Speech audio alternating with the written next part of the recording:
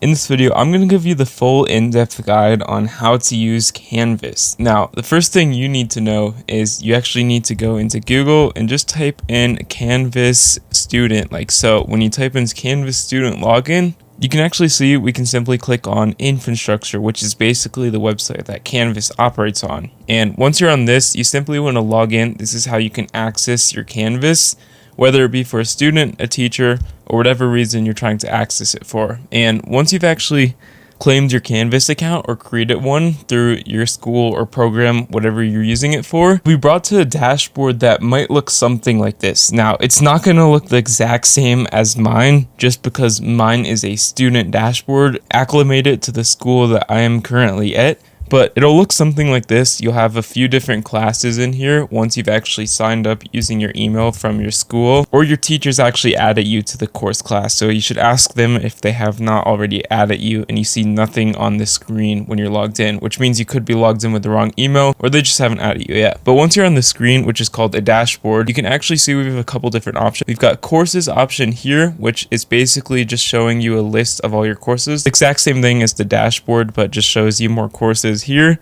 Calendar, which is basically a built-in calendar where you can actually add events or view different due date assignments for different classes. You can see right here I have it sorted by this one class only, but you can actually uncheck it right here if you want to not see those assignments for that class and just see the assignments for another class, like so. And if you want to go in more in depth for the calendar, you can click on week and actually see the different times and different days assignments are due. And even agenda, which is basically just a list, a chronological list of events and dates that are due on your Canvas calendar for certain courses. And they'll just all be right here. It's not just one course in particular. And the next thing is actually called inbox, which is basically your email. Now, when it comes to inbox, you cannot send emails elsewhere, like outside of your school. Like if I wanted to send an email to my Gmail email account, not the one associated with my school, I could not do that. It's very limited to the amount of people that are in your school. If we click on compose a new message up here, you can actually see you can choose a different course that you want to send it to. Let's just say I want to change it to this course right here. Just send a message to this course. You can actually choose the names and it will list you only the names that are actually in this course right here, as well as only the students that are in this course right here if you want to send an email. So you cannot send an email to elsewhere if you selected a course. You can see if I tried to search something, nothing will come up when I try to type in a random email or random name. You cannot do that through Canvas. You can only send to the people that are actually like in the system in a way, that are on like the Canvas dashboard and etc. And once you do that, you can just write the normal email like this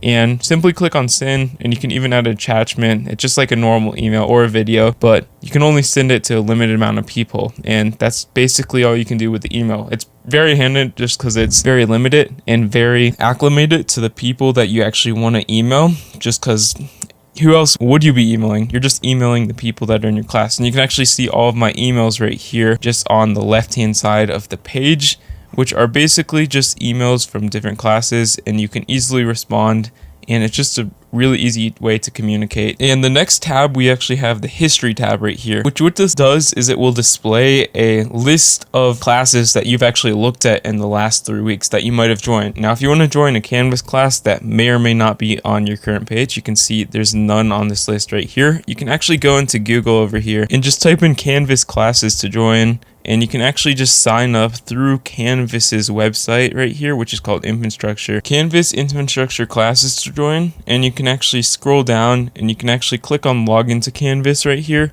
And you can actually, when you log in right here, you can see in the top right hand corner, after you log in, there will be a browse courses option, which you can actually join any of these courses in addition to the ones that you're currently in, and they'll basically just show up on your history right there if you do want to join them or not. But once you've done that, you can actually go into the search option, which is basically just a Google search thing for the entire Canvas, including the assignments, classes, and just other things in general that are on Canvas, whether it be emails or etc. Like if I wanted to type in property, which is an assignment that I am actually doing in one of my classes, you can actually see it'll show you all of the words that have assignments associated with that word right here, and it'll even show you multiple pages. It's just a really easy and quick way to find things if you're looking for a certain assignment or certain term in specific. And when it comes to the help option, it's basically just help and support. You can basically report problems, get Canvas hotline, and just see other notes in general on this page right here.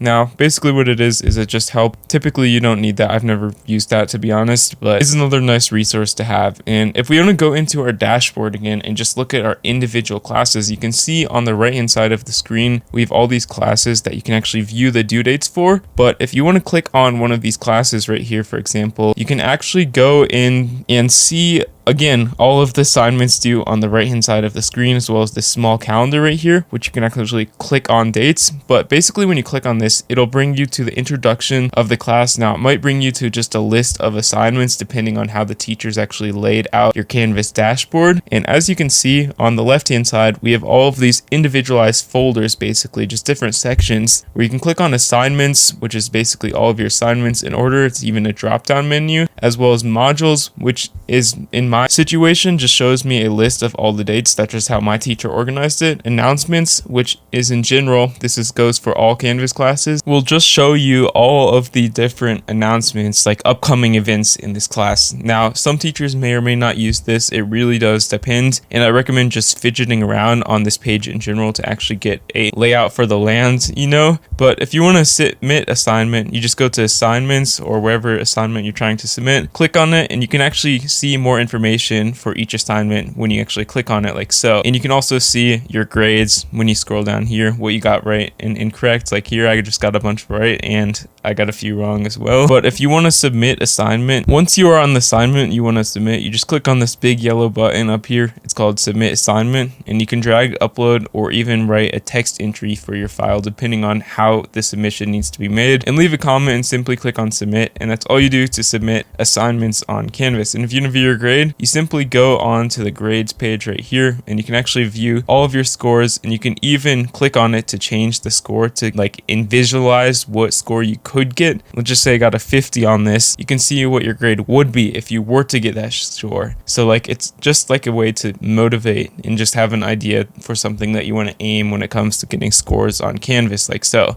And you can see in the top right hand corner, it will display this score right here, and you can click on revert if you want to see your actual score for the class, etc. And at the bottom, it'll just show you all of the different categories that points fall into, what adds to your final grade in general. You can also see this by filtering it in different sections, different grades right here. You can actually click on apply to see your grade for different classes, like so. And yeah, it's pretty dang easy to use. Another handy feature is we can actually get the Canvas app. It is really convenient and easy to use and functions just like the website. You can get it on your iPhone and Android, and when you open it, you'll be brought to this page right here where you simply want to either log in with your QR code, or you can just find your school by clicking on this button here. And once you're logged in, you can see it basically functions the exact same way as the internet version does, except it's just on your phone. So it's a lot more convenient to respond to emails, just view your calendar, upcoming assignments, and just all of that, but just at your fingertips. So yeah, I highly recommend getting it, and yeah, just